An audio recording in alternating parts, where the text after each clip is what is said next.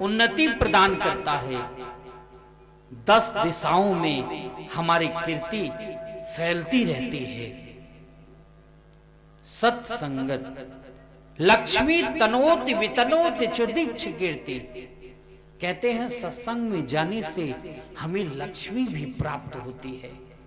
लक्ष्मी तनोति वितनोति चुदीक्ष कीर्ति। दीक्ष कीर्ति, हमारी कीर्ति का भी गान होता रहता है। बताओ भैया, सत्संगति कथयतिम न करीत किम करोति पुंसाम। सत्संग हमें क्या नहीं देती है। हम सब अभी कथा से पहले हनुमान चालीसा का पाठ किए हैं। कलयुग में हनुमान जी प्रत्यक्ष देवता हैं और जहां जहां जिस जिस जगह कथा होती है, सत्संग होता है, वहां वहां मेरे हनुमान जी जरूर विराजमान रहते हैं। और कैसे विराजमान रहते हैं? यत्र यत्र रघुनाथ कीर्तनम तत्र तत्र कृतमस्तकांजलि। जहां जहां भगवान रघुनाथ की गाथा की गाई जाती है, वहां वहां मेरे हनुमान जी तत्र तत्र कृतमस्तकांजलि, वहां वहां हाथ जोड़कर हनुमान जी कथा का रसपान करते रहते हैं। और जब कथा का श्रवण करते हैं ना, तो उस समय मेरे प्रभु, मेरे हनुमान जी जब रघुनाथ की गाथा को श्रवण करते हैं, उनके नेत्रों से अश्रु प्रवाहित होता है। वाष्पवारी परिपूर्ण लोचनम मारुतिम नमत रक्ष शांतकम। ऐसे हनुमान जी को हम सब प्रणाम करते हैं। भैया कहते हैं अगर कोई सफर करो, कहते हैं कि रात में अगर डर लगे ना, तो हनुमान चालीसा का पाठ करके सो जाओ, डर नहीं लगेगा। अच्छा सच बताना, ऐसा बोलते हैं कि नहीं? और कोई किसी देवी देवता कहते हैं पाठ कर लो, भूत पिचास निकट नहीं आवे, महावीर जब नाम सुनावे। हनुमान जी प्रत्यक्ष देवता हैं और वहां वहां हनुमान जी कथा का श्रवण कर रहे हैं। भैया यहां 2 प्रकार की गंगा होती है। देखो, एक भागीरथी गंगा और दूसरा भागवत रूपी गंगा। भागीरथी गंगा वो है जो भगीरथ जी तपस्या किए और तपस्या करके उसको लाए, और भगवान के चरणों से जो निकली है। हम लोग आरती में कहते हैं ना, चरण से निकली है गंगा प्यारी, जिसने सारी दुनिया तारी। उन चरणों के मैं दर्शन पाऊं, उन चरणों में मैं शीस झुकाऊं, बाके बिहारी तेरी आरती गाऊं। तो चरणों से निकली है गंगा प्यारी। भगवान विष्णु ने चरण का प्रहार किया। ब्रह्मांडोदर भेदनाथ भगवत पादांगुले नाम न कही। और भगीरथ जी तपस्या करके लाए। और एक है गंगा, जिस गंगा का नाम है भागवत रूपी गंगा, जो आप सब श्रवण कर रहे हैं। ये भगवान के मुख से निकली हुई है गंगा। अगर हम भागीरथी गंगा में स्नान करने जाते हैं, हमें गंगा स्नान करना है, काशी जाना पड़ेगा तब। और उस गंगा का खासियत क्या है? भागीरथी गंगा में आप स्नान करने जाएंगे और जितना आप अंदर जाएंगे उतना ही आप डूबते चले जाएंगे। और भागवत रूपी गंगा, आप बैठे बैठे आज से ही यहां से ही गंगा प्रवाहित हो रही है। ये भागवत रूपी गंगा है, जो भगवता प्रोक्ता इति भागवत, जो भगवान के मुख से गाई गई है, वो भागवत रूपी गंगा है। इस गंगा में जितना ही श्रवण करेंगे, जितना ही इसमें डूबेंगे, उतना ही आपको बड़ा ही आनंद आएगा। ये गंगा की ऐसी खासियत है महाराज। तो आइए ज्यादा समय न लेते हुए हम सब महात्म की ओर। 6 अध्यायों में महात्म बताया गया है। महात्म मतलब महत्व। जैसे मानो हम अपना महत्व अगर अपने मुख से गुणगान करें, बखान करें, सच बताओ अच्छा लगेगा? नहीं लगेगा ना। ऐसे ही भागवत का गुणगान स्वयं भागवत ने नहीं गाया, अन्य पुराणों ने गाया है भागवत की महिमा को। तो पद्म पुराण से 6 अध्यायों में पद्म पुराण ने महत्व को गाया है। हमारे साथ मिलकर आप सब प्रथम श्लोक, एक श्लोक है, हमारे साथ गान करेंगे। फिर हम लोग 7वें दिन भागवत रहेगा।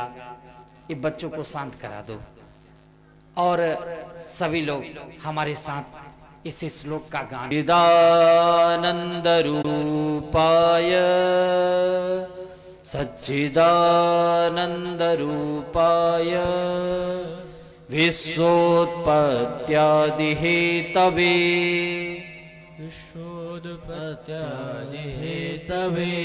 तापत्रय विनाशाय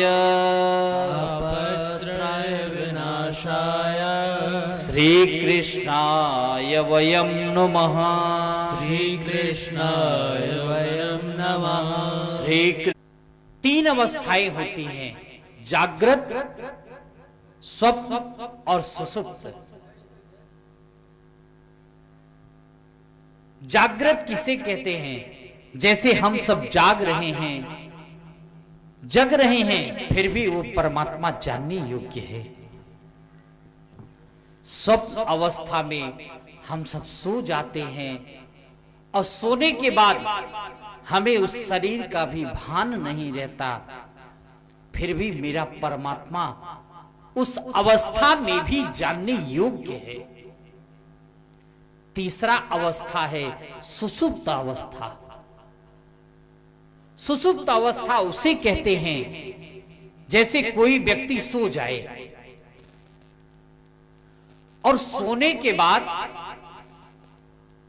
इतनी भयंकर निद्रा में वह शयन करे और सुबह उठता है, पूछो कि भैया ये बताओ आज रात को कितनी जोर की बारिश हुई, आपको पता है? नहीं, हमें नहीं पता है। जब बाहर निकल के देखता है, हाँ बारिश तो हुई है। अरे आप ऐसे सो रहे थे? हाँ हाँ। वो कहता है बहुत गहन निद्रा में हम सो रहे थे। उसी को सुषुप्त अवस्था कहते हैं। उस अवस्था में भी मेरे परमात्मा जानने योग्य है। उसी को हो चैतन्य स्वरूप परमात्मा कहते हैं। तीसरा है आनंद स्वरूप परमात्मा। आनंद किसे कहते हैं? कहते हैं भैया चतुर्थ दिवस जब भगवान लाला का प्राकोत्सव हो जाता है तो हम लोग कहते हैं नंद घर आनंद भयो, जय कन्हैया लाल की। अच्छा ये बताओ, नंद घर बेटा नहीं हुआ, नंद घर लाला नहीं हुआ, ये कहते हैं? नहीं कहते ना। नंद घर आनंद भयो। नंद के लाला वो स्वयं आनंद ही परमात्मा स्वयं प्रकट हुए हैं। विश्वोत्पत्त्यादि हेतवे, भगवान का हेतु क्या है? विश्व की उत्पत्ति करते हैं, विश्व का पालन करते हैं और विश्व का संहार कर देते हैं। भगवान का गुण क्या है? भगवान का गुण है तापत्रय विनाशाय। तीनों प्रकार के तापों का उन्मूलन कर देते हैं। आदि दैहिक, आदि दैविक और आदि भौतिक। दैहिक दैविक भौतिक तापा राम राज्य काहू नहीं व्यापा। तो भगवान की कथा को श्रवण करने से भगवान तीनों प्रकार के तापों का उन्मूलन कर देते हैं, जड़ से उखाड़ कर फेंक देते हैं। ऐसे श्री कृष्णाय वयम नुमः, हम सब मिलकर श्री कृष्णाय। देखो यहां कृष्ण को अकेले प्रणाम नहीं किए हैं। श्री मतलब होता है राधा जी, श्री सहित राधा सहित कृष्णाय नमः। हम सब मिलकर श्री कृष्ण और राधा को प्रणाम करते हैं। ऐसा कहते हैं, गौर तेज बिना यस्तु श्याम तेज समर्चयेत, जपेत वा ध्यायते वापि सब भवेत पातकी शिवे। कहते हैं गौर तेज बिना यस्तु, राधा जी के बिना, लक्ष्मी के बिना, सीता के बिना अगर हम श्री कृष्ण नारायण राम जी का ध्यान करते हैं, जपेत्वा जप करते हैं, पूजन करते हैं,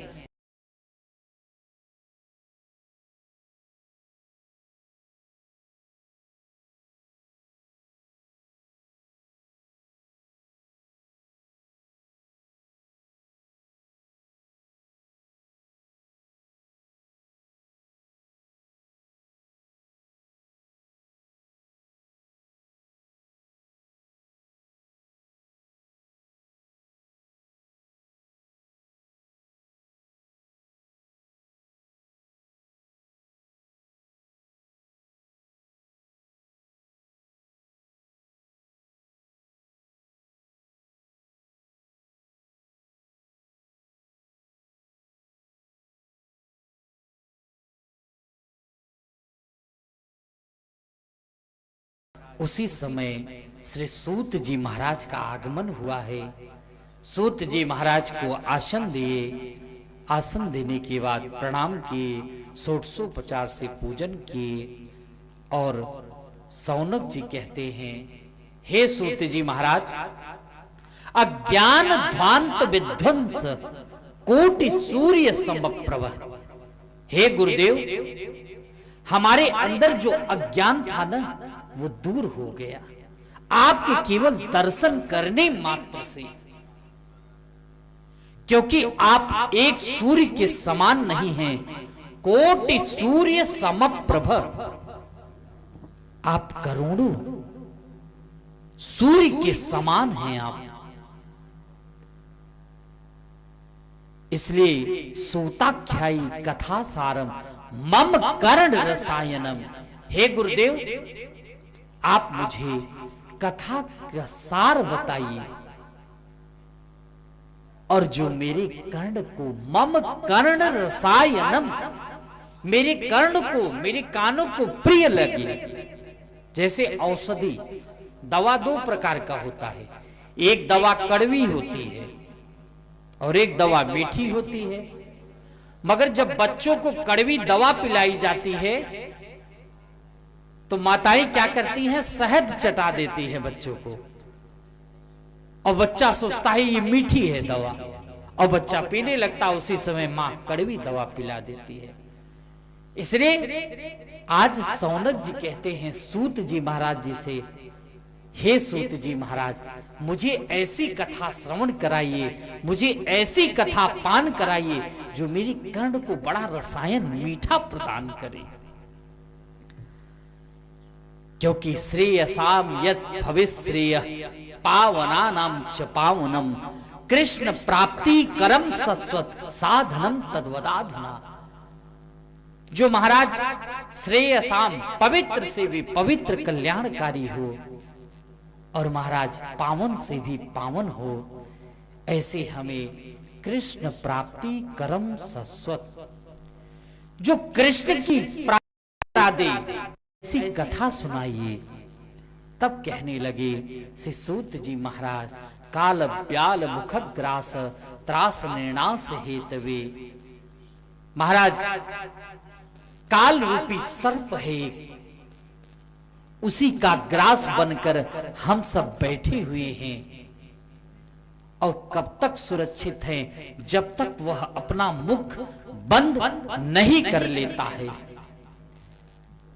जैसे ही वह काल रूपी सर्प अपना मुख बंद करता है, उसी समय गोविंदाय नमो नमः। इससे एकमात्र उपाय है बचने का। क्या? श्रीमद् भागवतम शास्त्रम कलौ कीरेण भासितम। एकमात्र कलयुग है। कलयुग में श्रीमद् भागवत है, जो आप सब भी 7 दिनों तक कथा को श्रवण करेंगे। कलौ कीरेण भासितम, जो मानो कलयुग में श्री सुखदेव जी महाराज ने अपने मुखार बिंदु से गाया है। कलौ कीरेण, कीरेण इति सुकेन।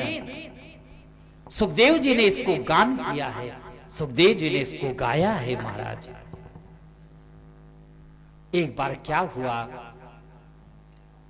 राजा परीक्षित को श्राप लगा कि 7 दिन के बाद तक्षक रूपी सर्प आएगा, दंशन कर लेगा और आपकी मृत्यु हो जाएगी।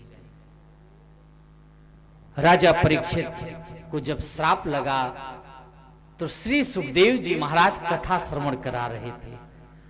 उसी समय देवता अमृत का कलश लेकर वहां से आए और आकर के कहने लगे, सभी देवता आपस में बातचीत किए कि राजा परीक्षित को श्राप लगा है और देखो सुखदेव जी महाराज कथा अमृत पान करा रहे हैं, क्यों ना हम लोग ले चलें स्वर्ग का अमृत का कलश और इस कलश को ले जाकर के राजा परीक्षित को पान करा दें और उसके बदले में हम लोग कथा अमृत का पान कर लें। इस भावना के साथ सभी देवता अमृत का कलश स्वर्ग से लेकर आए उस सभा में, जहां श्री सुखदेव जी महाराज राजा परीक्षित को कथा श्रवण करा रहे थे। सुधा कुंभम गृहीत्यैव देवास्तत्र समागमन।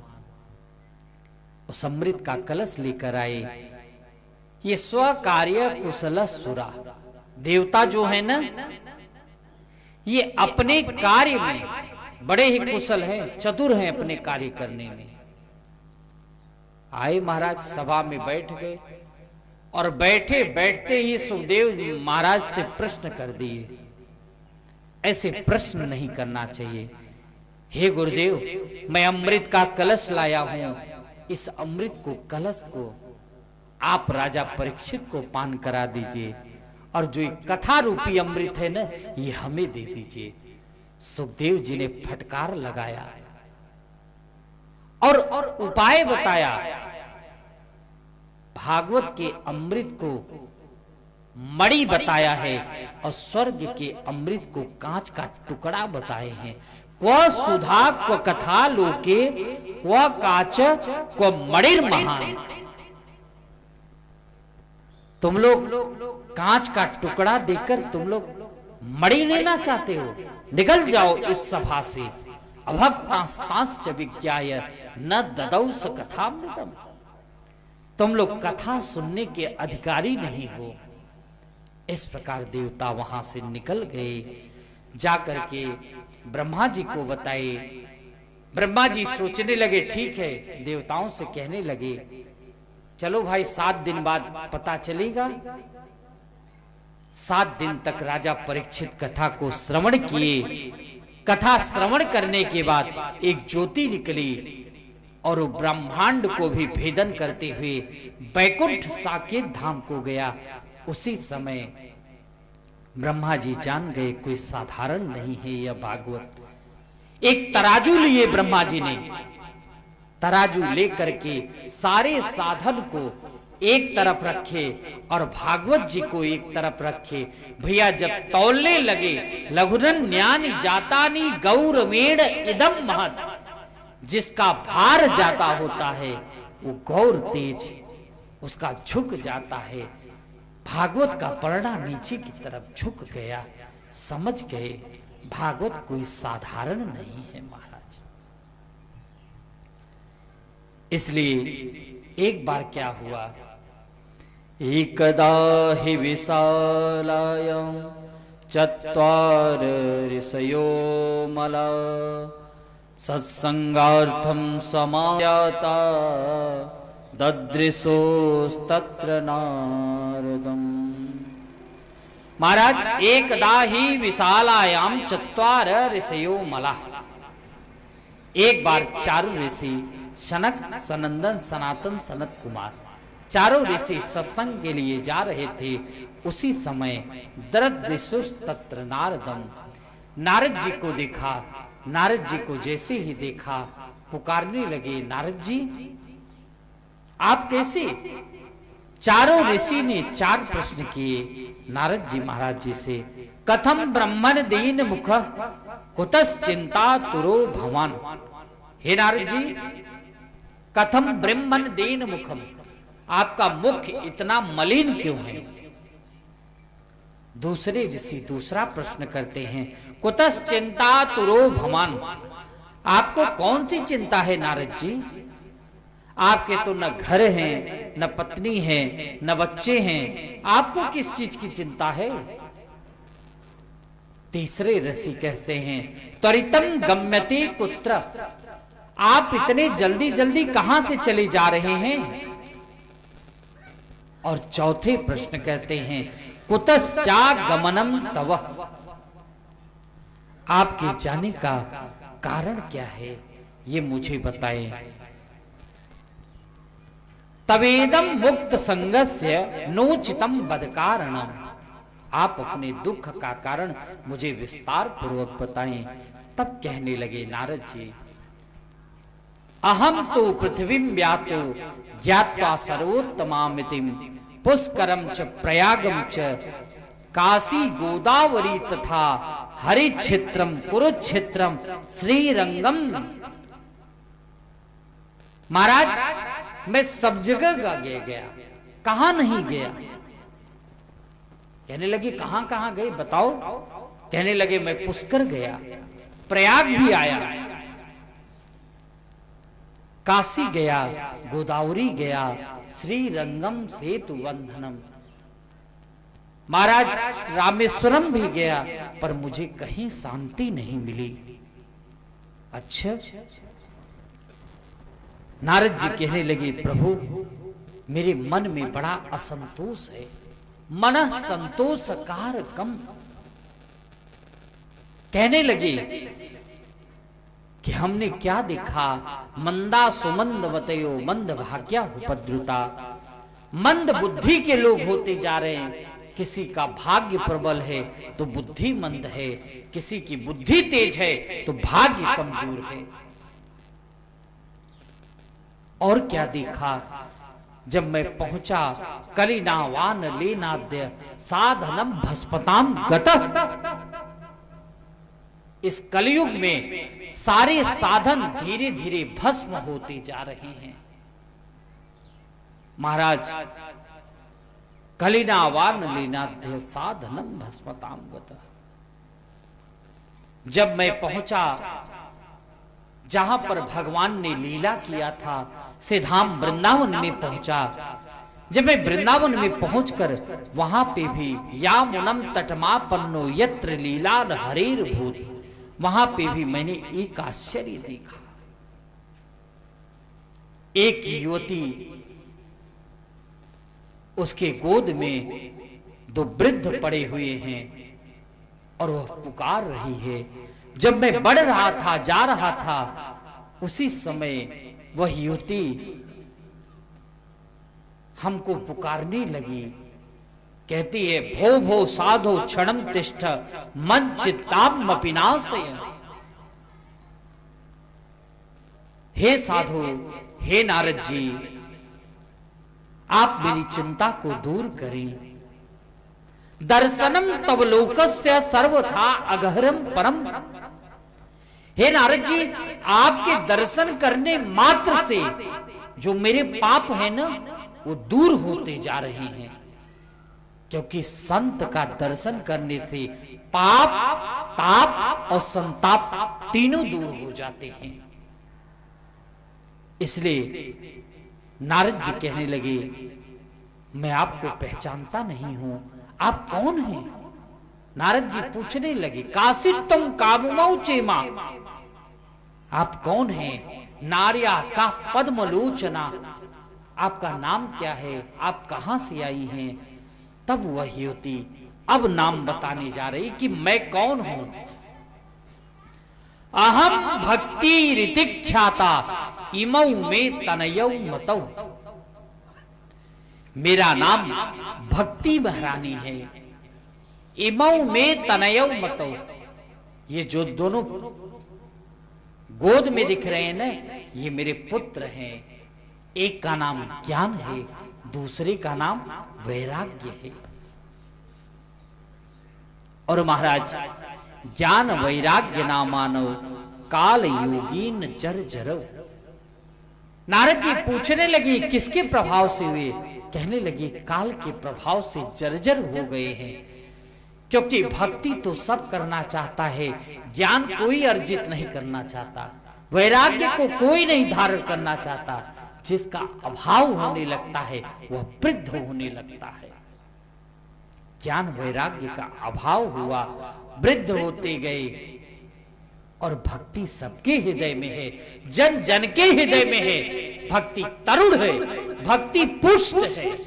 इसीलिए आज भक्ति है, तभी तो हम लोग कथा श्रवण कर रहे हैं। आज भक्ति है। कल देखो कितना सुंदर कलश यात्रा हुआ मिश्रा परिवार में। महाराज वो डीजे रथ हमारे मिश्रा जी ने कर रखा था। सभी माताएं अपने सिर पर कलश रखते हुए, और यहां तक कि बड़ा दूर तक भ्रमण हुआ। कल यहां से पूरा जंगीगंज मार्केट से होते हुए कल काफी लोग थे मिश्रा जी। तो भक्ति हृदय में है, तभी तो आज हम लोग कथा श्रवण कर रहे हैं। इसलिए भैया कहने लगे, वृंदावनम पुनः प्राप्य नवीनी व स्वरूपिणी। मैं कर्नाटक में जन्म ली, क्वचिन क्वचिन महाराष्ट्र में गई, गुजरात में गई तो जीर्ण हो गई। जब मैं वृंदावन में आई तो एकदम नवीन हो गई। पर जो मेरे पुत्र हैं ज्ञान और वैराग्य, ये वृद्ध बूढ़े के बूढ़े ही रह गए। और हे नारद जी, अगर आप हमारे दुख की निवृत्ति नहीं करते हैं, अगर हमारे दुख का कारण नहीं बताते हैं, तो महाराज इदम स्थानम परित्यज्य विदेशम गम्यति मया, मैं विदेश चली जाऊंगी। इसलिए आप हमारे दुख का कारण दूर करिए, दुख का कारण बताइए। नारद जी कहने लगे, युगोयम दारुणम कली, ये कलियुग के प्रभाव से, हे भक्ति महारानी, कलियुग के प्रभाव से हुआ। धत्ति धैर्यम, तुम धैर्यता धारण करो।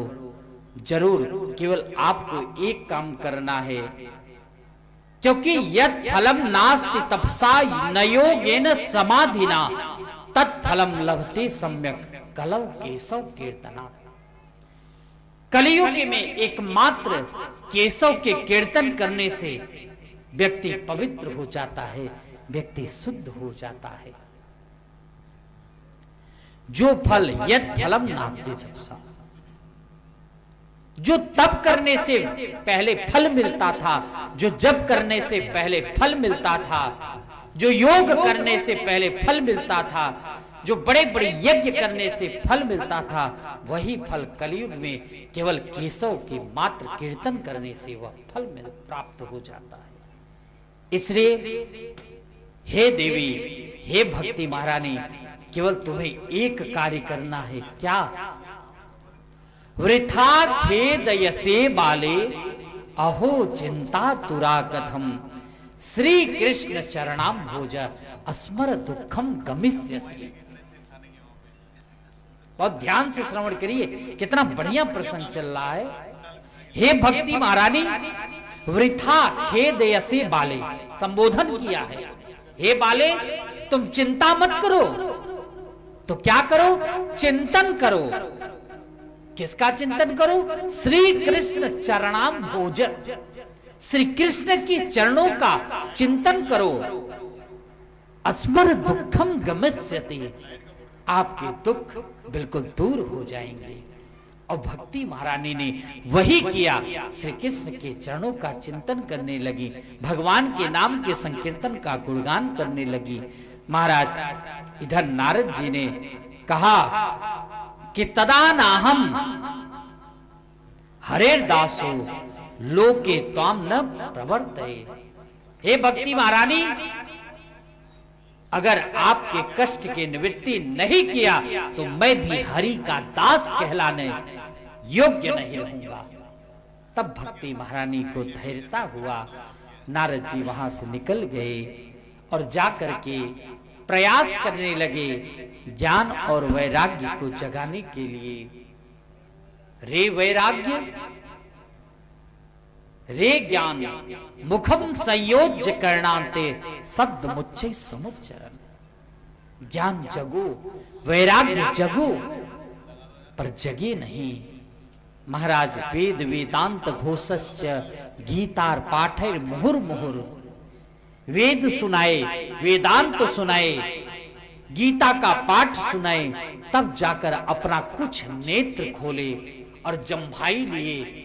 जैसे ही गीता का पाठ बंद हुआ, पुनः वह फिर निद्रा में शयन हो गए। ज्ञान वैराग्य। महाराज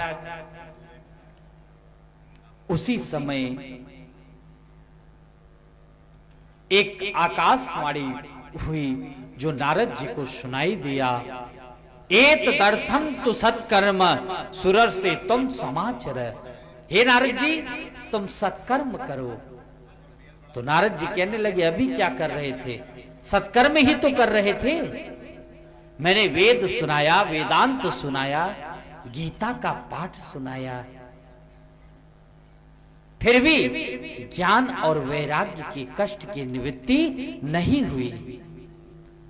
नारद जी सोचने लगे, अब मैं क्या करूं? आकाशवाणी हुई कि भैया सत्कर्म करो, सत्कर्म करो, सत्कर्म करो, सत्कर्म करो। वहां से निकले नारद जी, सोचने लगे चलो मैं तीर्थों में चलता हूं।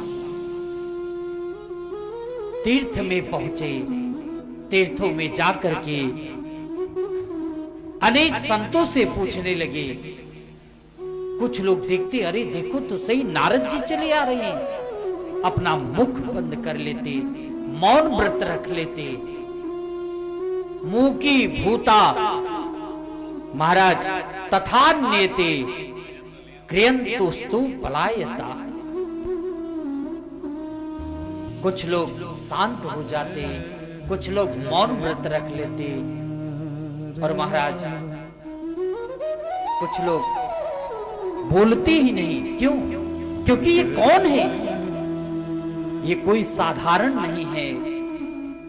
ये ब्रह्मा जी के बेटे हैं, पुत्र हैं नारद जी। दसमस तत्र नारदम।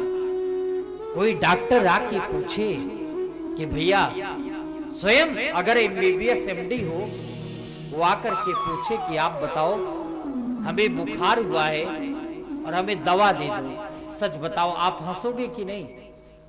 भाई स्वयं आप डॉक्टर हो और हमसे कह रहे हो दवा दे दो। तो नारद जी को देखकर सभी संत, कोई मौन व्रत रख लिया तो कोई पलायिता भाग खड़ी हुई। कौन बताएगा नारद जी को? इस प्रकार महाराज वहां से जैसे ही आगे बढ़े, तभी आप लोग मिल गए चारों ऋषि।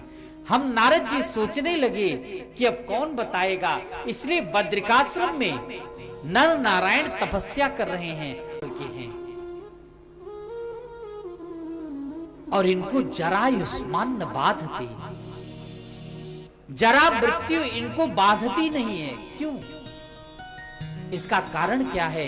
क्योंकि अपने मुख से हरि शरणम हरि शरणम हरि शरणम हरि शरणम नित्य हरि का स्मरण करते रहते हैं। इस प्रकार महाराज कुमार ऋषि कहने लगे, हे नारद जी, माम चिंतां कुरु देवर्षे हर्षं चित्ते समावह उपायः सुख साध्युत वर्तते पूर्व एव हि। माम चिंतां कुरु देवर्षे, हे नारद जी चिंता मत करो, पहले आप अपने हृदय में प्रसन्नता लाओ। हर्षम चित्ते समावह उपाय सुख साध्युत्र, ये उपाय पहले से ही पूर्व में ही है। अच्छा तो आप बताइए प्रभु जी, आप लोगों को नहीं मालूम है 5 प्रकार के यज्ञ है। द्रव्य यज्ञ, तपोयज्ञ, योग यज्ञ, स्वाध्याय यज्ञ और ज्ञान यज्ञ, ये 5 प्रकार के यज्ञ बताए गए हैं। और इन 5 प्रकार के यज्ञों में जो मुख्य है वो ज्ञान यज्ञ है। बताने लगे सत्कर्म सूचको नूनम ज्ञान यज्ञ स्मृतो बुधै श्रीमद् भागवतालाप सतु गीत सुकादिभि। महाराज सत्कर्म सूचको नूनम ज्ञान यज्ञ स्मृतो बुधै, ये केवल एक महान ज्ञान यज्ञ है जिसको श्रीमद् भागवतालाप सकु गीत सुकादिभि, जो सुखदेव महाराज से मुख से निर्झरित हुई है, ये भागवत ही तो है। यही है सबसे बड़ा उपाय। अच्छा महाराज कैसे? हमने तो उनको गीता सुनाया, वेद सुनाया, वेदांत सुनाया, पर उनके कष्ट की निवृत्ति नहीं हुई, तो क्या भागवत से निवृत्ति हो जाएगी? कहने लगे हाँ बिल्कुल होगा। तो उन्होंने 3 प्रकार के दृष्टांत दिए महाराज। कहते हैं जैसे आम होता है ना, पका हुआ फल, आम को अगर खाओ एक बार भाव से क्या बोलना पड़ेगा? बाबूजी क्या बोलना पड़ेगा? देखो कुछ लोगों को पहले दिन ही निद्रा सताने लगा।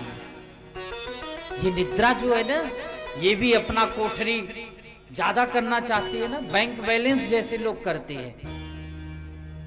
भाई जब कथा सुनने चलोगे ना तो निद्रा और पाप आपका जाने नहीं देगा, कथा नहीं श्रवण करने देगा, वो अपनी तरफ खींचेगा और पुण्य अपनी तरफ खींचेगा। इसलिए हम बीच बीच में बुलवाते रहेंगे क्योंकि झपकी ना आ जाए। एक बार भाव से क्या बोलना पड़ेगा? और जोर से। हाँ, 3 दृष्टांत दिए। जैसे आम होता है, पके हुए आम को अगर आप लोग पाओगे तो उसमें कितना मिठास होता है कि नहीं? ऐसे ही कोई ये सोचे कि जिस आम को खाने में अगर इतना स्वादिष्ट है तो इसके तने में कितना स्वाद होगा, इसके वृक्ष में कितना स्वाद होगा, इसकी जड़ में तो और स्वाद होगा। इस प्रकार सोचकर दूसरा दृष्टांत दिए। महाराज कहने लगे जैसे मान लो घर में चीनी नहीं हो और चीनी न हो, बाबूजी अपने बहू से कहे अरे बहू रानी चीनी नहीं है तो गन्ना का रस तो है, उसी गन्ने के रस से ही तो बना है चीनी, उसी को डालकर बना दो चाय। बहुरानी जाकर के गन्ने का रस से चाय बनाए। सच बताओ क्या चाय सिद्ध हो जाएगा? उस चाय में स्वादिष्ट रहेगा? नहीं रहेगा। जिस आम को खाने से जितना फल में स्वादिष्ट रहेगा, सच बताओ क्या उसकी जड़ में, तने में, वृक्ष पत्ते में स्वाद रहेगा? नहीं रहेगा। तीसरा दृष्टांत दिए, जैसे मानो हमें अगर पराठा बनाना हो, अगर हमें ज्योति जलानी हो, मान लो घी समाप्त हो गया और पता चला भैया दूध रखा था सामने, एक बाबूजी उठे कहने लगे सुनो इसी दूध से ही तो घी निकला हुआ है, क्यों ना ऐसा करो इस दूध को ही, दूध से ही पराठा बना दो और दूध से घी की बत्ती जला दो, क्योंकि घी तो उसी से निकला है। और भैया माता जी जाएं और सच बताओ क्या दूध से पराठा सिद्ध हो जाएगा? नहीं होगा। उसी के कारण जैसे वेद है, वेदांत है, गीता है, हमारे 18 उपपुराण हैं, 17 महापुराण है, इन सबका सार है, इन सबका निचोड़ है क्या? श्रीमद् भागवत है। इसलिए आप ये भागवत ही फल है, भागवत ही घी है और भागवत ही शक्कर है। जब मंथन किया गया है इन सब वेदों का, तब जाके श्रीमद् भागवत निकला है। इसलिए भागवत का श्रवण कराएंगे, ज्ञान वैराग्य की कष्ट की निवृत्ति होगा। महाराज आज कहने लगे, नारद जी कहते हैं सनत कुमारों से, हे सनत कुमारों, मैं जान गया जब तक सत्संग नहीं करोगे तब तक अज्ञान दूर नहीं होता है। अभी मैंने कथा के पूर्व में भी बताया और यही बात भागवत में भी बताते हैं, सत्संगमं च लभते पुरुषो यदावि। जब तक हम सत्संग में नहीं आते ना, मेरा अज्ञान दूर नहीं होता। सत्संग में आप आएंगे, आपका ज्ञान दूर हो जाएगा। इसलिए अज्ञान हेतु कृत मोहमदांधकारम नासम विधाय ही तदो दयते विवेक। नारद जी कहने लगे, हे सनकादिक ऋषियों, अब आप ही तो कथा सुनाइए। कहां सुनाए कथा? तो कहने लगे, एक हरिद्वार चलते हैं, गंगा द्वार समीपेतु तटम आनंद नामकम। एक आनंद नामक तट है, हरिद्वार में चलते हैं। हरिद्वार को क्यों चुना? हरिद्वार को इसलिए चुने कि जो बड़े बड़े अबलात्मा विमलात्मा संत, ध्यानी, योगी, तपोनिष्ठ सब हिमालय पर्वत पर अगर तपस्या कर रहे हो, जप कर रहे हो, योग कर रहे हो, ध्यान कर रहे हो, वो सब भी आए हरि के द्वार। और जितने भी हमारे इस माया जगत में जितने भी गृहस्थ धर्म में हैं, ये सब भी उठ करके जाएं, हरि के द्वार पहुंचे और हरि के दोनों द्वार पर पहुंचकर, जैसे एक दीपक होता था पहले के जमाने में, हमारी माँ लोग लैंप रख होता था, दीपक होता था, और गांव में तो ढेबरी बनाते थे और बना करके मुख्य द्वार पर उस दीपक को रखते थे, तो बाहर भी प्रकाश होता था और अंदर भी प्रकाश होता था। इसीलिए हरि का द्वार चुना गया हरिद्वार में कि सबका कल्याण हो। महाराज कथा शब्दम, जय शब्द हुआ, सब लोग पहुंचे। महाराज कई संत पहुंचे, भृगुर वशिष्ठ चमनश्च गौतमो मेधा तितिर देवल देवरातो रामस्तथा गाधिसुतश्च साकलो मृकंड पुत्रा पिपदे प्ललादा। सब पहुंचे, भृगु पहुंचे, वशिष्ठ पहुंचे, चमन पहुंचे, सुखदेव जी भी महाराज पहुंचे, वेदव्यास जी पहुंचे, पाराशर ऋषि भी पहुंचे। और कहते हैं वेद पहुंचे, वेदांत पहुंचे, सब मूर्तिमान होकर पहुंचे, सभी नदियां मूर्तिमान होकर पहुंचे। कथा सुनने के लिए। और महाराज जो नहीं पहुंचा, श्री भृगु महाराज ने सबको निमंत्रण दिया, सबको बुलाए हैं। जय शब्दो नमः शब्द शंख शब्दस्तथैव च, जय जयकार हुआ, बोल भागवत भगवान की जय हो। नमो शब्द का उच्चारण हुआ, शंख की पांचजन्य शंख का ध्वनि हुआ महाराज, और कथा कहना प्रारंभ कर दिए सनत कुमारों ने। सदा सेव्या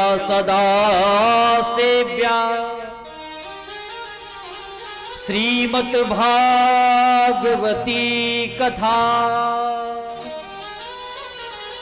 यस्या श्रवण मात्रेण हरिश्चित्तं समाश्रये। सदा सेव्या, ये भागवत की कथा ऐसा है जो सदा सेवन करने वाला है, सदा श्रवणी है भैया। यस्या श्रवण मात्रेण हरिश्चित्तं समाश्रये, भागवत की कथा को श्रवण करने से हृदय में आपके हरि चित्त चिपक जाते हैं। ऐसा यह है भागवत महाराज। इसमें 12 स्कंद हैं, 12 स्कंद हैं, 335 अध्याय हैं और 18,000 इसमें श्लोक हैं। इसलिए दिनानाम नियमो नास्ति सर्वदा श्रवणम मतम। भागवत कथा सुनने का कोई दिन निश्चित नहीं है कि आज फलाने दिन ही कथा श्रवण करना चाहिए। कोई नक्षत्र, कोई योग नहीं है। दिनानाम नियमो नास्ति सर्वदा श्रवणम मतम। आप सदा श्रवण कर सकते हैं भागवत की कथा को। ऐसी है श्रीमद् भागवत की कथा महाराज।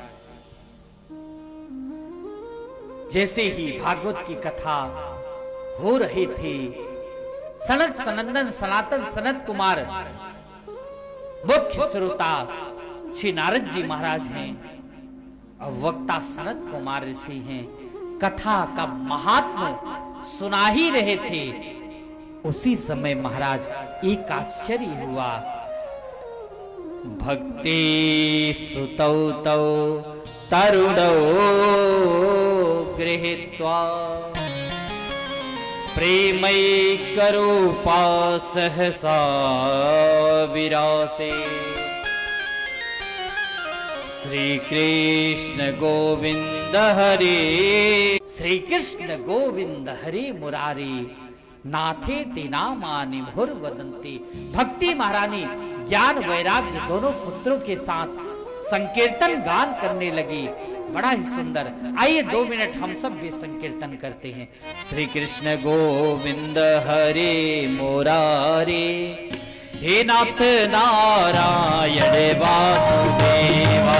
श्री कृष्ण गोविंद हरे मुरारी, हे नाथ नारायण वासुदेवा। श्री कृष्ण गोविंद हरे मुरारी, हे नाथ नारायण वासुदेवा। कृष्ण गोविंद हरे मुरारी, हे नाथ नारायण वासुदेवा। हे नाथ नारायण वासुदेवा, हे नाथ नारायण वासुदेवा।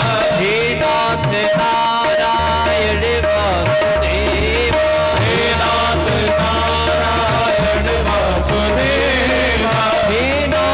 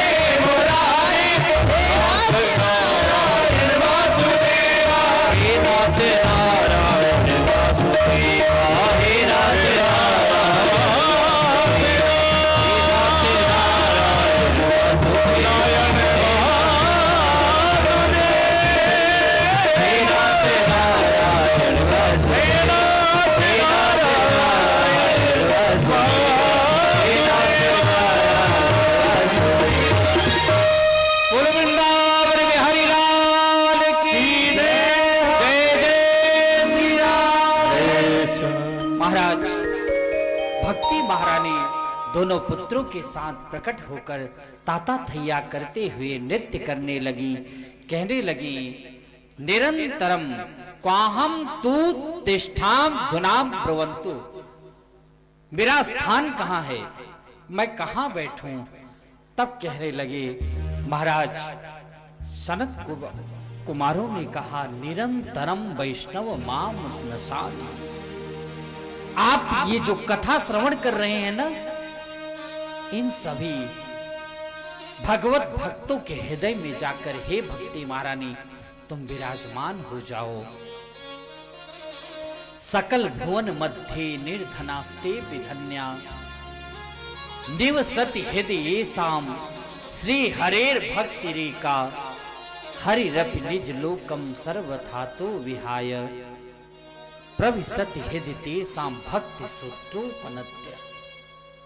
भैया, सकल भुवन मध्य निर्धनास्ते विधन्या, भगवान जो भगवान की कथा को श्रवण करते हैं,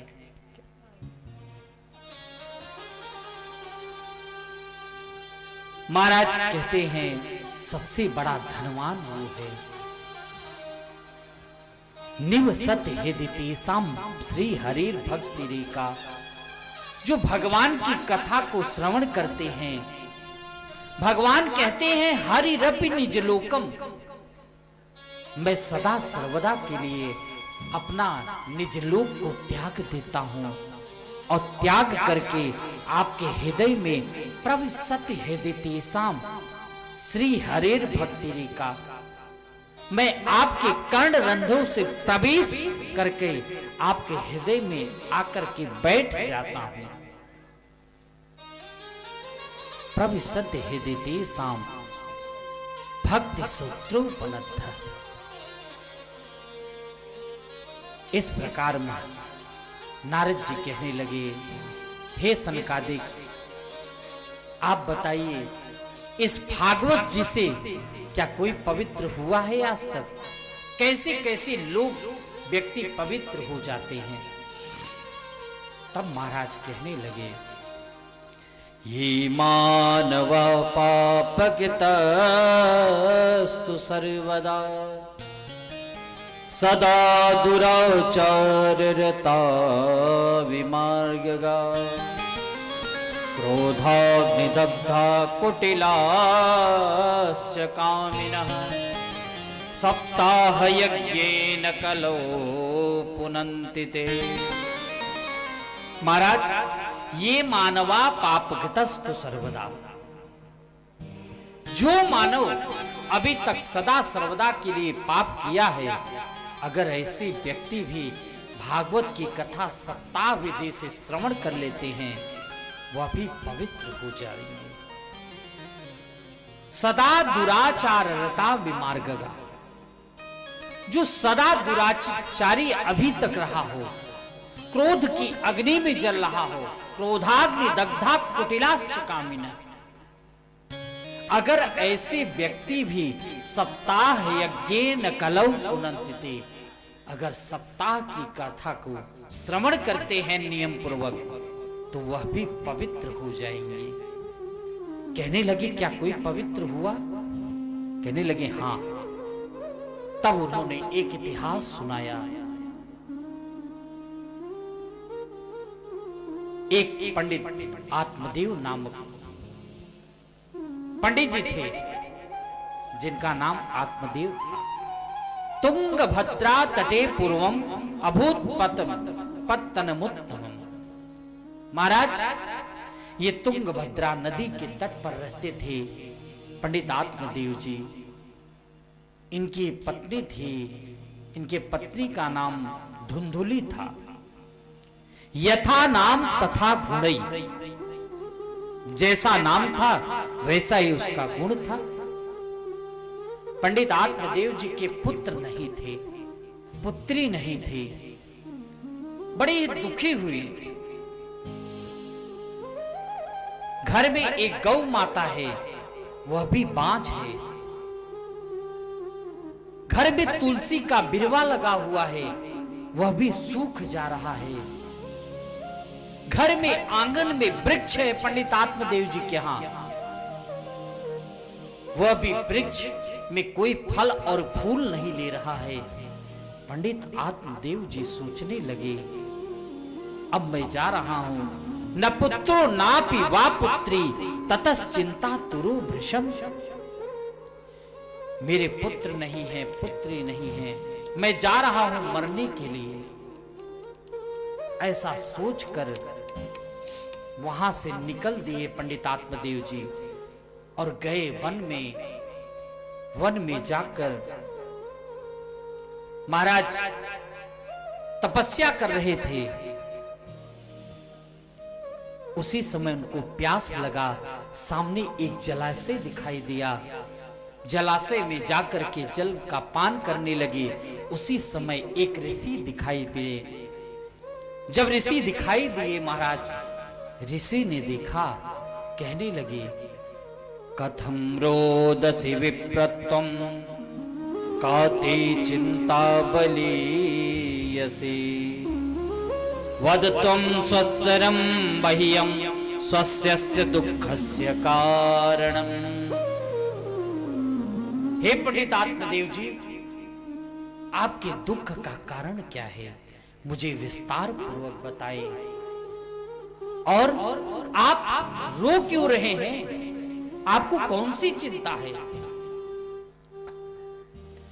तब कहने लगे, पूरा वृत्तांत पंडित आत्मदेव जी ने सुनाया कि न मेरे पुत्र है न पुत्री है, एक गौ है, गौ माता है, वह भी बांझ है।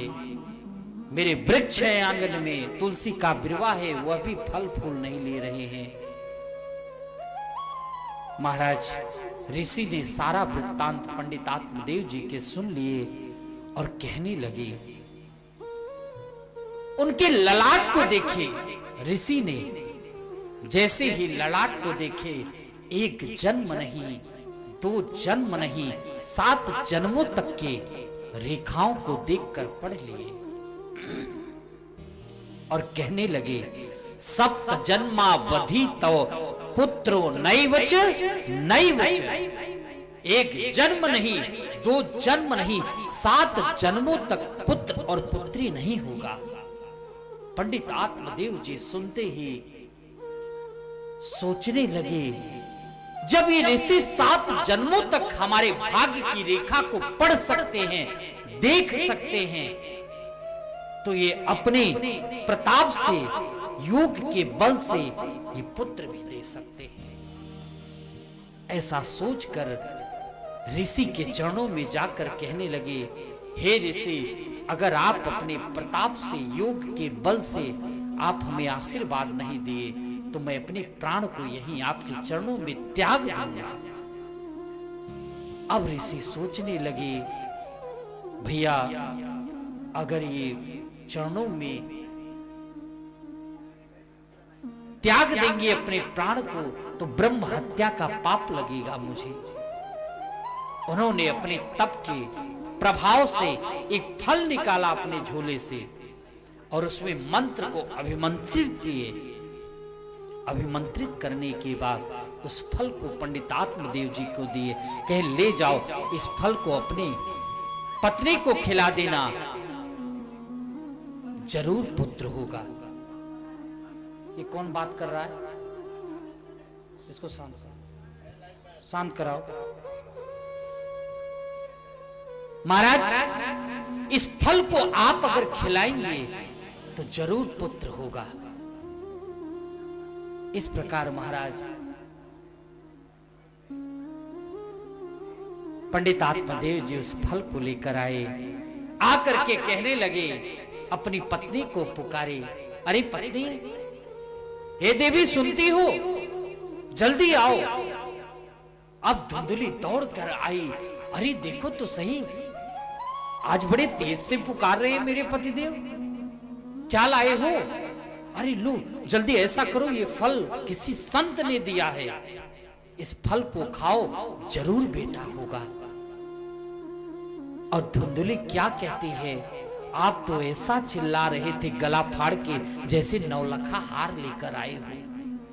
अरे राम राम राम राम। उसको चिंता नहीं है, क्योंकि यथा नाम तथा गुणी, जैसा उसका नाम था वैसे गुण था। और पंडित आत्मदेव जी के बारे में भागवत जी में क्या बताया है? द्वितीय इव भास्कर, दूसरे सूर्य के समान थे पंडित आत्मदेव जी। उस फल को ली और भक्षण नहीं किया, खाया नहीं। धुंधुली ने नहीं खाई उस फल को। और महाराज उसी समय पड़ोसन आई, पड़ोसन ने समझाया धुंधुली को, फल को खा ले क्या जाता है, फल को खा लेगी तो भी नुकसान नहीं करेगा, और क्या पता फल को खाने से तेरे यहां बेटा हो जाए या बेटी हो जाए, इससे खुशी की बात क्या होगा। पड़ोसन समझा के चली गई, फिर भी उस फल को धुंधुली ने नहीं खाया। इसकी सगी बहन थी धुंधुली की, जिसके 6 बेटे थे पर खाने को धन नहीं था। आज बहन सोचने लगी, चलो हमारी बड़ी बहन के यहां, धुंधुली के यहां धन बहुत है पर बेटा नहीं है, बेटी नहीं है। इसलिए अब जो बेटा होगा मैं अपनी बहन को दे दूंगी, और उसके बदले में हम उससे बहुत सारा धन ले लूंगी। ऐसा वह बहन सोचकर पहुंची है धुंधुली के पास। अरे बहना, इतना चिंता में तू क्यों बैठी है? बहन, पता है ये तेरे जो जीजा जी है ना, ये एक बार कहीं गए और वन से इनको एक संत ने एक फल दिया है, कहने लगे इसको खाने से पुत्र होगा। बहन कहने लगी, ये बता बहना, क्या फल खाने से पुत्र होता है? चलो इसकी परीक्षा लेते हैं। उस फल को खिला दो, किसको? गौ माता को, क्योंकि गौ माता को भी पुत्र नहीं हो रहा है, परीक्षा हो जाएगा। और उस फल को ले जाकर के गौ माता को खिला दे। और इधर धुंधुली ने नाटक कर लिया, उधर बहन के बेटा हुआ, ले आकर धुंधुली को दे दी। अरे भैया, गूंज होने लगा। पंडित आत्मदेव जी को बेटा हुआ। महाराज सभी नगरवासी कहने लगे, और 3 महीने बाद ही महाराज त्रिमासे निर्गते चाथ साधेनु सुसुवर भक सर्वांग सुंदरम दिव्यम निर्मलम कनक प्रभम। 3 महीने बाद ही गौ मां ने भी जन्म दिया। उसका शरीर गाय की तरफ था, शरीर सोने के समान था, मनुष्य की तरह था, पर कर्ण उसके कान थे। दोनों का नामकरण संस्कार हुआ। एक का नाम गोकर्ण रखा गया, दूसरे का नाम धुंधुकारी रखा गया। गोकर्ण इसलिए रखा गया, गो मतलब होता है गाय और कर्ण मतलब होता है कान, क्योंकि गौ के समान कान था, इसलिए इनका नाम गोकर्ण रखा।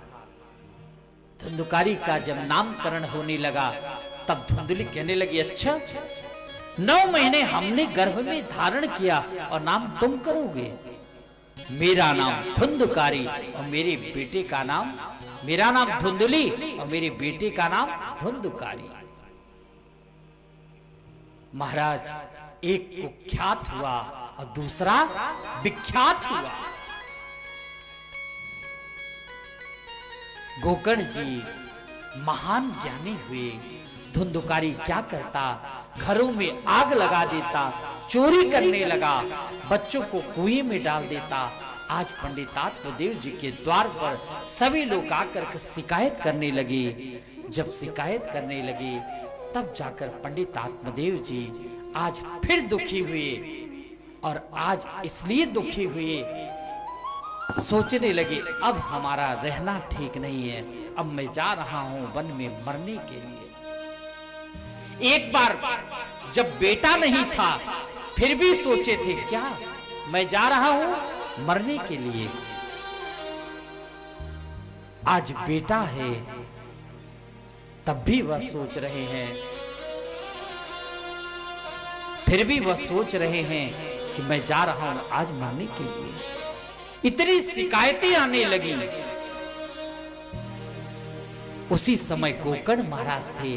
गोकर्ण महाराज ने समझाया है, हे पिताजी कोई सुखी नहीं है। अरे दीन कहे धनवान सुखी, धनवान कहे सुख राजा को भारी, और राजा कहे महाराज सुखी, महाराज कहे सुख इंद्र को भारी।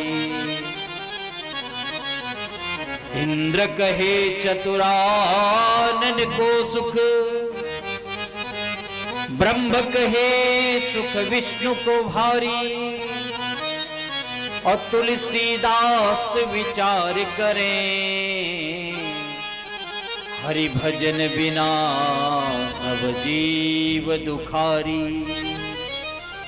इसलिए हे पिताजी, हरि भजन बिना सब जीव दुखारी। हरि के भजन के बिना सभी जीव दुख में ही हैं। इसलिए पिताजी हरि का भजन करो। और 2 श्लोकों में यहाँ पर बड़ा ही गोकर्ण गीता दिया। देहे स्तिमान से रुद्रे भीमतिम तजत्य।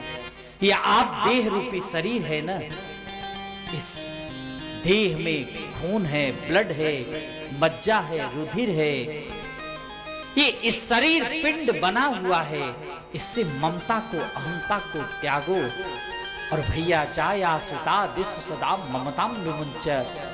पत्नी पुत्र आदि में जो प्रपंच में आप फंसे हुए हो, हे आत्मदेव जी, पिताजी आप उसको भी त्याग दो। और क्या करो, पश्यानिसम जगदिदम क्षणभंगुनिष्ठ। ये जो आप क्षणभंगुर देख रहे हो ना, इसको भी, इस संसार को क्षणभंगुर समझो। वैराग्य राग रस को भवभक्ति निष्ठ। आप वैराग्य लो और वैराग्य करके राग करो। किससे? श्री कृष्ण से, परमात्मा से राग करो, नारायण से राग करो। और अन्य किसी के दोष को भी मत देखो। पिताजी अन्यस्य दोष गुण चिंतन मास मुक्ता। अन्य किसी को दोष को भी मत देखो, अन्य किसी गुण को भी मत देखो। क्यों? दोनों कारण है।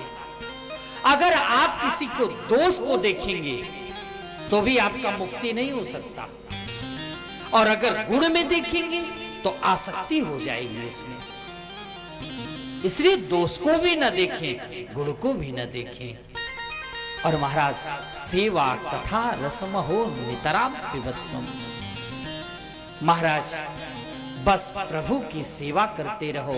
सेवा कथा रसम हो नितराम पिबत्तम। नित्य निरंतर कथा का रसपान करते रहें। पिताजी भी चले गए वन में। और जाओ श्री कृष्ण महापनियतम दशमत से पाठक भागवत का पाठ करते हुए, वो तो आत्मदेव जी भगवान को प्राप्त हुए। इधर गोकर्ण जी महाराज तीर्थ यात्रा को चले गए। अब घर में बचे धुंधुकारी और धुंधुली। महाराज धुंधुकारी ने पैसा मांगने लगा। लाओ निकालो अपनी तिजोरी की चाबी। धुंधुली सब धन दे दिया, मारने के लिए उद्यत हो गया। धुंधुली दौड़ने लगी। जैसे ही जब दौड़ने लगी, रात्रि का समय था, कुएं में जाकर गिर गई और गिरने से उनका प्राणांत हो गया। अकेले अब घर में केवल धुंधुकारी बचा। जब धुंधुकारी बचा, सोचने लगा अब तो मेरा ही साम्राज्य है घर में, क्योंकि मैं अब एक अकेला बचा हूं। 5-5 गणिकाओं को ले आया घर में। गणिकाओं को चाहिए पैसा। और धुंधुकारी ने जिस राज्य में रहते थे उसी राजा के हाथ डकैत डाल दिए रात्रि में।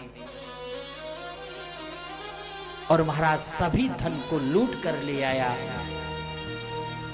अगले दिन राजा ने आदेश दिया सभी नगर में सिपाहियों को एक एक घर को चेक किया जाए। अब गणिकाएं सोचने लगी, अगर ये फंसेगा धुंधुकारी तो हम सब पांचों गणिकाएं फंसेंगी।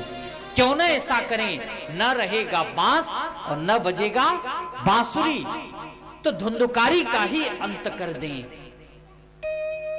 जब हम धुंधुकारी का अंत कर देंगे और सारा धन लेकर 9 2 11 हो जाएंगे। महाराज धुंधुकारी को खाट पे चारों तरफ बांध दिए, दोनों हाथ को बांध दिए, दोनों पैर को भी बांध दिए, और जलती हुई लकड़ी अंगार था। तप्तांग रस मुहास्य तन्मुखी ही विजिक्षुभु अग्नि ज्वालाति दुखेन व्याकुलो निधनं गतः। जलती हुई अंगार की लकड़ी ले आई पांचों गणिकाएं और धुंधुकारी के मुख में प्रवेश कर दिया। उसी समय उसका प्राणांत हो गया, भयंकर प्रेत बना। प्रेत बनने के बाद महाराज गोकर्ण जी को पता चला कि मेरे भाई धुंधुकारी का प्राणांत हो चुका है। तो महाराज गया श्राद्ध सते नापे मुक्तिर्मेन भविष्यति, कई जगह गया में पिंड दान करते हुए, जल तर्पण करते हुए महाराज आ रहे थे। सोचने लगे कि चलो एक दिन अपने गांव चले, अपने जन्मभूमि चले। और जैसे ही आए महाराज आंगन में प्रवेश किए तो बड़े आवाज आने लगा, भयंकर कई तरह के आवाज आया। उन्होंने कमंडलू से जल लिया हाथ में जल लेकर जैसे ही फेंका प्रेत के ऊपर, वह प्रेत बोल उठा, धुन अहम भ्राता तदीयोस्मि धुंधुकारीति नामतः स्वकीयेनैव दोषेण ब्रह्मत्वं नासितं मया। अहम भ्राता तदीयोस्मि, हे भाई मैं आपका भाई बोल रहा हूं। अहम भ्राता तदीयोस्मि, और मेरा नाम क्या है? धुंधुकारीति नामतः, मेरा धुंधुकारी नाम है। मैं किसी के पाप से प्रेत योनि में नहीं गया हूं। स्वकीय नैव दोषेण ब्रह्मत्वं नासितं मया, मैंने स्वयं पाप किया है जिसकी वजह से मैं प्रेत योनि में गया। इसलिए हे मेरे भाई, अहो बंधु कृपा सिंधु भ्रातर माम मासु मोचय, हे मेरे भाई मुझे इस प्रेत योनि से मुक्त करो। जब ऐसा धुंधुकारी ने कहा तब प्रयास करने लगे गोकर्ण महाराज जी ने। कहा कि मैंने तुम्हारे लिए गया में श्राद्ध किया, जल तर्पण किए, फिर भी तुम्हारी मुक्ति नहीं हुई। तो क्या कहता है धुंधुकारी? सुनो, मैं नंबर 1 का प्रेत हूं, 1 नंबर का। गया श्राद्ध सते नापि मुक्तिर्मेन भविष्यति, चाहे 100 गया में यज्ञ कर लो, जल तर्पण कर लो, फिर भी मेरा मुक्ति होने वाला नहीं है। क्यों? इसका कारण जानते हो? देखो, धुंधुली का बेटा नहीं है धुंधुकारी, उसके बहन का बेटा है, इसलिए इसका कल्याण नहीं हो पा रहा है। क्यों? जब हम कोई भी पूजा और पाठ करते हैं, पूजा पाठ करने से पूर्व हम क्या करते हैं? संकल्प लेते हैं। आज आप लोगों ने पूजा किया होगा तो हमारे आचार्य जी ने संकल्प कराया होगा। आज आपने संकल्प लिया कि मुझे भागवत कथा श्रवण करना है मिश्रा परिवार, तब जाके यह संकल्प पूर्ण होगा। जब हम कोई संकल्प लेते हैं तो नाम और गोत्र का उच्चारण करते हैं। गोकर्ण महाराज जी नाम लेते, गोकर्ण जी महाराज नाम लेते धुंधुकारी का, पर गोत्र का उच्चारण अपना ही करते, इसलिए कल्याण नहीं हुआ। विद्वानों से पूछा, सूर्य भगवान से पूछा, तब सूर्य भगवान ने कहा, तुभ्यम नमो जगत साक्षिन् ब्रूहि में भुक्त हेतुकम श्रीमद् भागवतान मुक्ति सत्ताहम वाचनम। श्रीमद् भागवत ही है, आप धुंधुकारी को श्रवण कराएं प्रेत योनि से मुक्त हो जाएगा। ऐसा आकाशवाणी हुई और महाराज तब जाकर गोकर्ण महाराज जी स्वयं वक्ता बने, कथा को श्रवण कराने लगे। महाराज प्रेत जब कथा श्रवण कराने लगे, उसी समय प्रेतात्मा बड़ी तेजी के साथ वेग से आया। मैं कहां बैठूं? उसी समय 7 गांठ का एक बांस दिखाई दिया और बांस में छिद्र होता है, छिद्र में जाकर प्रवेश कर गया। एक दिन की कथा हुई, एक गांठ चटक गया। दूसरे दिन की कथा हुई, दूसरे दिन की बांस के गांठ चटक गया। एवं 7 दिनश्चैव सप्त ग्रंथि विभेदनम, 7 दिन की कथा से 7 दिन का वह बांस का गांठ चटक करके प्रेत योनि से मुक्त हो गया धुंधकारी। और महाराज दिव्य रूप धरो जात तुलसीताम मंडिता पीतवास घनश्यामो मुकुट कुंडलान्विता। महाराज पीतांबर धारण करते हुए, कुंडल धारण करते हुए, माला को धारण करते हुए अद्भुत स्वरूप बनाया। महाराज देवता आए हैं, आकर के विमान लेकर आए हैं। विमान में बैठने के लिए जैसे ही उद्यत हुए, उसी समय कहने लगे गोकर्ण जी महाराज की कथा तो यहां सबने सुनी है, पर एक के लिए विमान क्यों आया? तब महाराज पार्षद कहने लगे देवताओं को, देखो भैया, श्रवणस्य विभेदेन फल भेदोत्र संसिता। कथा तो सबने सुना है, पर जो कथा सुन करके अपने हृदय में उतार ले, मनन चिंतन करे, वो काम कौन किया है? केवल अकेला धुंधकारी ने किया। क्यों? क्योंकि इसको प्रेत योनि से मुक्त होना था। और बाकी लोग कथा श्रवण करते हैं, एक कान से सुनेंगे, दूसरे से निकाल देंगे।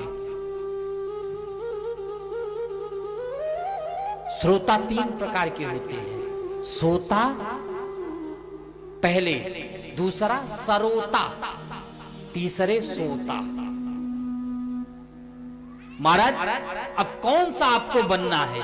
श्रोता बनना है कि सरोता बनना है कि सोता बनना है? अभी आपको कंफर्म करना पड़ेगा। एक कलाकार थे, मूर्तिकार थे, उन्होंने मूर्ति बनाया 2। महाराज मूर्ति को जब बनाया, दोनों एक ही आकार के थे। बच्चों को थोड़ा शांत कराएगा, 10 मिनट की और देखो, आज कथा थोड़ा लेट प्रारंभ हुआ है, तो हम चाहते हैं महात्मा का वर्णन पूर्ण कर दें। कल से हम लोग श्रीमद् भागवत में प्रवेश करें, तो 10 मिनट की और कथा है, सब लोग श्रवण करें, फिर हम लोग बड़े भाव के साथ आरती करेंगे और प्रसाद को ग्रहण करते हुए फिर गंतव्य स्थान प्रस्थान करेंगे। एक बार भाव से क्या बोलना पड़ेगा? किसी को जल्दी तो नहीं है? क्यों यजमान जी, जल्दी तो नहीं है? 10 मिनट में पूर्ण कर देंगे। तो महाराज एक मूर्तिकार थे, उन्होंने 2 मूर्ति बनाया, दोनों ही एक जैसे आकार के थे, दोनों ही महाराज 10-10 किलो के थे। एक जैसा मूर्ति भी था और रास्ते में रख दिए। कुछ राहगीर जाने लगे, राहगीर से कहने लगे, मूर्ति ले लो भैया, मूर्ति ले लो, बड़ी सुंदर मूर्ति बनाई है। कहने लगे एक का दाम बताओ। कहने लगे भैया, एक का दाम है 1000 रुपया और एक का दाम है 5000 रुपया। अब राहगीर जाने लगे, भाई मूर्ति भी उतना ही बड़ा, आकार भी उतना ही, वजन में भी उतना ही, कलर वैसा ही, तो डिफरेंस क्या है? एक मूर्ति का दाम 1000 रुपए और दूसरी मूर्ति का नाम 5000 रुपए। महाराज वहीं से एक संत जा रहे थे, जब संत जा रहे थे वह मूर्तिकार कहने लगा, एक मूर्ति का दाम 1000 रुपए, दूसरी मूर्ति का नाम 5000 रुपए। संत पहुंचे और वहां भीड़ लगा हुआ है। जब पहुंचे जाकर संत ने उठाया उस मूर्ति को, देखने लगे ऊपर से नीचे, और एक रस्सी का सूतली बनाए और सूतली बनाकर कर्ण में डाले, कान में। जैसे ही कान में डाले महाराज, वो सूतली पार हो गई। कहने लगे 1000 की मूर्ति है, और दूसरी मूर्ति में सूतली बनाकर जैसे ही कान में डाले, वो जाकर के हृदय में आ गया। बोले 5000 की मूर्ति है। ऐसे ही जो इस कथा को अपने इस कर्णपुटों से प्रवेश करके हृदय में उतार दे, वो 5000 का क्वालिटी का श्रोता हो जाएगा। और जो अपने हृदय में कर्ण से डालते हुए इस तरफ निकाल दे, वो 1000 का श्रोता हो। इसलिए भाव से क्या बोलना पड़ेगा? तो महाराज, इसलिए फल में भेद हुआ है। फिर से गोकर्ण महाराज जी ने कथा कहना प्रारंभ किया। सभी श्रोताओं ने कथा सुना। महाराज कथा सुनते ही सबके लिए विमान आया। कहते हैं कैसे, अयोध्यावासिनः पूर्व यथा रामेण संगता तथा कृष्णेन ते नीता गोलोकम योग्य दुर्लभम। जब अयोध्या में राजा रामचंद्र भगवान जाने लगे तो पूरे अयोध्या वासियों को साकेत धाम ले गए। और महाराज, जैसे श्री कृष्ण जब जाने लगे, सबको बैकुंठ बुलाए ब्रजवासियों को। और एक बात और बताऊं, अयोध्या वासिना पूर्व, इसी प्रकार जब गोकर्ण महाराज जी ने कथा श्रवण कराया, सभी के लिए विमान आया और सब लोग बैकुंठ धाम को गए। और महाराज नित्यम सुपाठा के भागवत के 6ठे अध्याय में महात्म की विधि बताया गया है। भैया, भागवत में कितना धन खर्च करना चाहिए, सबसे पहला शब्द यही आता है। भागवत में से सुखदेव जी महाराज कहते हैं, विवाहे यादृशम वित्तम तादृशम परिकल्पयेत्। महाराज, जैसे एक बिटिया के विवाह में, बेटे के विवाह में जितना धन खर्च करना चाहिए करते हैं, उतना धन खर्च करके विवाह में उत्सव मनाना चाहिए। भागवत कथा में उत्सव मनाना चाहिए, इतना धन को खर्च करें। और महाराज, कथा को कहां श्रवण करें? भैया, तीर्थे वापी वने वापी गृहे वा श्रवणम मतम। चाहे आप तीर्थ में कथा श्रवण करें, चाहे आप घर में कथा श्रवण करें, और महाराज चाहे आप वन में श्रवण करें, सब पुण्य एक बराबर है। महाराज, जरूर क्या होना चाहिए? श्रवण करें। और वक्ता कैसा होना चाहिए? वक्ता का लक्षण बताने चाहिए। वक्ता का चयन कैसा करना चाहिए? महाराज, विरक्तो वैष्णव विप्रो वेद शास्त्र विशुद्ध कृष्ण दृष्टांत कुशल धीरो। महाराज, वक्ता कार्यो तिनिस्पृहा।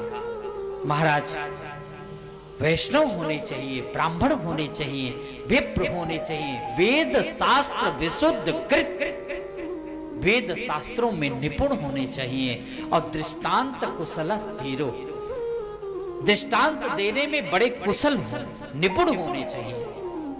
ऐसे वक्ता कार्यो तिनिस्पृहा, वक्ता का चयन करना चाहिए। गणेश जी का पूजन करते हुए कलश यात्रा मंगल करना चाहिए। और कल हमारे मिश्रा परिवार ने गणेश जी का पूजन करते हुए बड़ी सुंदर शोभा यात्रा, कलश यात्रा प्रारंभ कराएं और महाराज कथा श्रवण करें। और अगर इसमें भी विघ्न आ रहा हो तो महाराज कहते हैं पय पाना। भाई, दूध पीने भी अगर विघ्न आ रहा हो तो फलाहारेण, फलाहार करके कथा का श्रवण करें। अगर उसमें भी विघ्न आ रहा हो तो एकम भक्तम तु भोजनम, एक टाइम फलाहार लें, एक टाइम भोजन करें। और महाराज उसमें भी अगर विघ्न आ रहा हो तो दोनों टाइम भोजन करके कथा श्रवण करें। और अगर उसमें भी आप लोगों को विघ्न आ रहा हो, हमारे मिश्रा जी ने बड़ा सुंदर व्यवस्था कर रखी है, फुलाहारी महाराज चकाचक खाओ सब लोग, और कथा में विघ्न नहीं होना चाहिए। हाँ, तो ऐसे उपाय बताया गया है, किसी तरह कथा में विघ्न और कथा में श्रवण नहीं, श्रवण करे विघ्न नहीं होना चाहिए। इस प्रकार महाराज नारद जी कहने लगे, धन्योसी मैं धन्य हो गया, अनुग्रहीतोस्मि मैं अनुग्रह हो गया, क्योंकि सनक सनंदन सनातन सनत कुमार नारद जी को कथा श्रवण करा रहे थे और कहते हैं आज मुझे अद्य में भगवान लब्ध सर्व पाप हरो हरि, आज मुझे साक्षात हरि मानो मिल गए हैं, आज मेरे सारे पाप दूर हो गए, सारे कष्ट निवृत्त हो गए। भैया स्वर्गे सत्य च कैलासे वैकुंठे नास्तयम रस, ये जो रस है ना श्रीमद् भागवत कथा रूपी रस, ये न सत्य लोक में है, न ब्रह्म लोक में है, न वैकुंठ में है, न कैलाश पर्वत पे है, तो कहाँ है? अतः पिबन्तु सद्भाग्या मामा मुंचित कर ही चित, ये तो केवल मृत्यु लोक में ही है कथा जो हम सब बड़े साथ श्रवण कर रहे हैं। और महाराज उसी समय कीर्तन होने लगा, प्रहलाद ताल धारी तरल गतितया चौदह कांस्य धारी वीणा धारी सुरर्षि स्वर कुशलतया राग करतार चुनो भूत इंद्रो वादी मृदंग जय जय सुकरा कीर्तनेते कुमारा यद्याग्रे भाव वक्ता सरस नचया व्यास पुत्रो बहुआ। सभी ऋषि मिलकर नाम संकीर्तन करने लगे। उसी समय जब नाम संकीर्तन होने लगा तो महाराज सभी देवी देवता आकर के नाम संकीर्तन करने लगे। भैया जहां जहां भगवान की कथा होती है, जहां जहां मेरे रघुनाथ की गाथा को गाई जाती है, वहां वहां सभी देवी देवता आकर विराजमान हो जाते हैं। और वहीं पर भगवान भी उस संकीर्तन में आए, कहने लगे भैया वरदान मांगो, कहने लगे जहां जहां आपकी कथा हो बस वहीं पर आप आकर के विराजमान हो जाएं। आज मैं अपने वाणी को यहीं पर विराम देता हूं। बड़े भाव के साथ आप लोग जय घोष करेंगे, 2 मिनट भगवान नाम संकीर्तन करेंगे। आज कथा का प्रथम दिवस था, आज कुछ विलंब से कथा जरूर हुआ है, पर कल से कथा का टाइम, क्योंकि ट्रेन लेट हुआ कोहरे के कारण, जिसके कारण हमारी ट्रेन अभी आ चुकी है, कल से ठीक टाइम पर 2 बजे हम व्यासपीठ पर बैठ जाएंगे, विराजमान हो जाएंगे। उससे पहले आप लोगों को आना है और कथा 5:30 बजे तक विराम कर देंगे, क्योंकि ठंड का टाइम है, दूर दूर से लोग आएंगे, उनको भी अपने घर तक गंतव्य स्थान तक, और जो भी हमारी माताएं जो गांव से देश से नगर से आएंगी उनको भी गृह कार्य करना रहेगा। तो 5:30 बजे तक कथा पूर्ण विराम कर हो जाएगा। 2 से 5:30 बजे तक यही कथा का नियम रहेगा।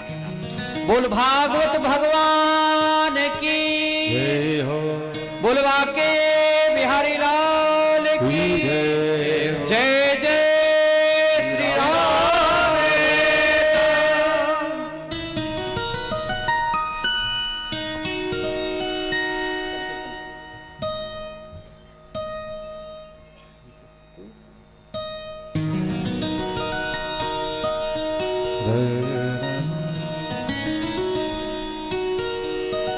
हमारो धन राधा श्री राधा श्री राधा।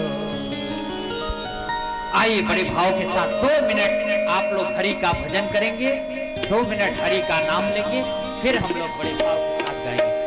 ओ हरि भजन बिना कल्याण नहीं, हरि भजन बिना कल्याण नहीं, हरि भजन बिना कल्याण नहीं, हरि भजन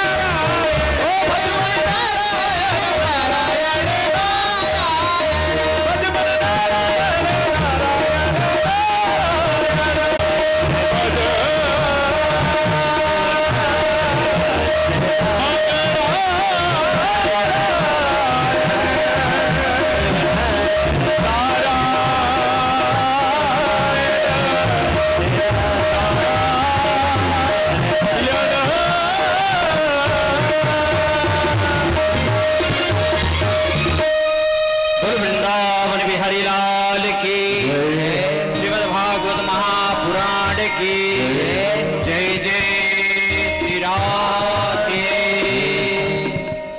देखिए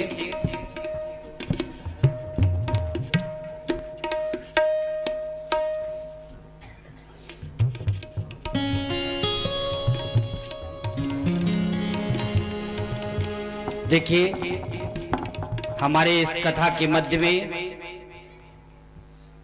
आपके ही क्षेत्र से विधायक जी पधारे हुए हैं, ज्ञानपुर विपुल दुबे जी। मैं व्यासपीठ से बहुत बहुत हार्दिक स्वागत अभिनंदन करता हूं। जोरदार करतब ध्वनि से आप लोग स्वागत करेंगे। और उनके साथ ही ब्लॉक प्रमुख जी मनोज मिश्रा जी आए हुए हैं। मैं व्यासपीठ से उनका भी स्वागत और अभिनंदन करता हूं। जोरदार करतब ध्वनि से आप लोग स्वागत करेंगे। दोनों लोग आएंगे आप लोग। और इस बीच में हमारे आचार्य जी आप लोगों को 2 क्षण सूचना देंगे और आज यहीं पर हम वाणी को अपना विराम देते हैं।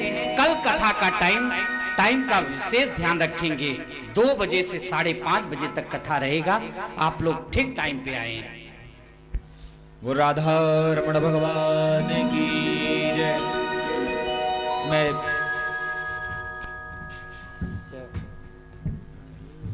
सभी भगवत चरणानुरागी भक्तवृंद अपने स्थान पर खड़े हो जाएंगे। आरती के लिए सभी भक्त अपने स्थान पर खड़े हो जाएंगे।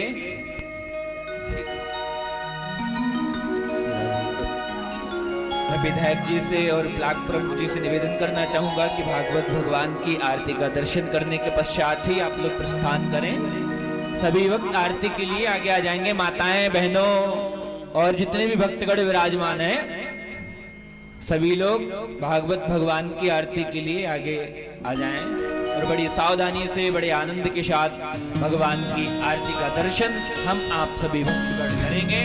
और हमारी कथा के जो मुख्य यजमान मिश्रा जी धर्मपत्नी के साथ मंच पर आने की कृपा करें। देखिए हमारे मध्य में विधायक विपुल दुबे जी और ब्लॉक प्रमुख जी दोनों लोग मंच पे रहेंगे, बड़े भाव के साथ आरती करेंगे।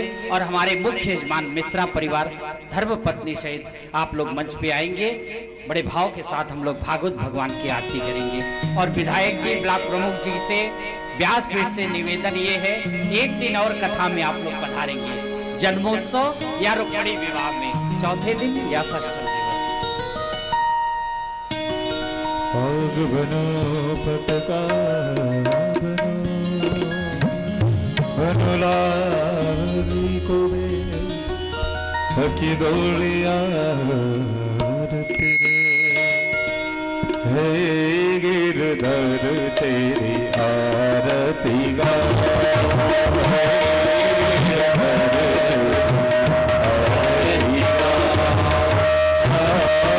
सुधर तेरी आरती गा सुधर तेरी आरती ओ आरती गाओ प्यारे आपको मनाओ। प्यारे आपको